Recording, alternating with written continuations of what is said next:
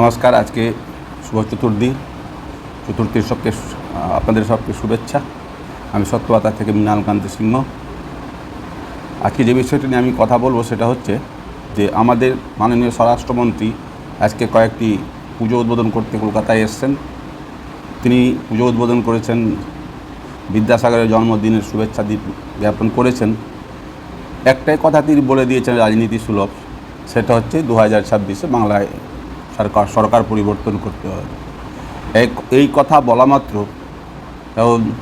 সরকার পক্ষের যারা প্রবক্তা আছেন বা রাজপুত্র আছেন তারা তেলে বেগুনে জ্বলে উঠেছেন। তারা কেউ বলেছেন ট্যুর করতে আসছে এমনি।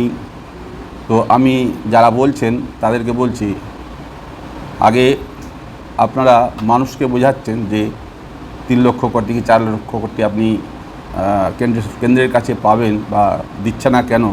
তো আপনারা মানুষকে বোকা না ভাবিয়ে সুপ্রিম কোর্টে কেস করছেন না কেন?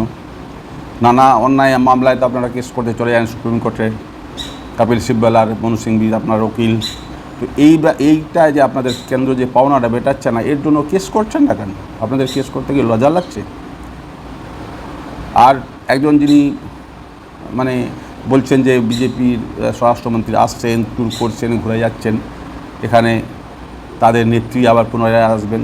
তো তাদের নেত্রী তো আগে আপনারা সততার প্রতীক লিখছেন, এখন কি লেখার ক্ষমতা হচ্ছে না সততার প্রতীক?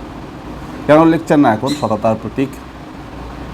সততার প্রতীকটা আর কেন লিখছেন না? লিখে দেখান পোস্টারে সততার প্রতীক। সে কথা তো আর বলছেন না। আর যেটা পাওনা তার জন্য কেস করছেন না কেন? ছাত্ররা কেন আন্দোলনরত অবস্থাতে আছে আপনাদের জবাব দিতে পারছেন না? অন্যান্য স্টেটের কথা ধরার কী আছে? আপনাদের নিজের স্টেটে তো নানা রকম ঘটনা আছে, আপনারা সেখানেই করুন। এই তো 10 জন মারা গেল, কি করতে পারলেন আপনারা? 20 বছর ধরে পৌরসভা চালাচ্ছেন, কি করেছেন পৌরসভা চালিয়ে 20 বছর ধরে? জল নিকাশির ব্যবস্থা করতে পারেননি। এখনও কলকাতার বহু জায়গায় বিদ্যুৎ নেই, জল জমেই আছে। অনেক পূজা কমিটির প্রতিমা সব গলে গেছে। এইসবের জন্য আপনারা কি করেছেন? কিছুই তো করেন। শুধু লেকচার দিচ্ছেন চেয়ারে বসে বসে। মানুষের কথা ভাবুন। মানুষের কথা ভাবলে আপনাদের উপকারই হবে।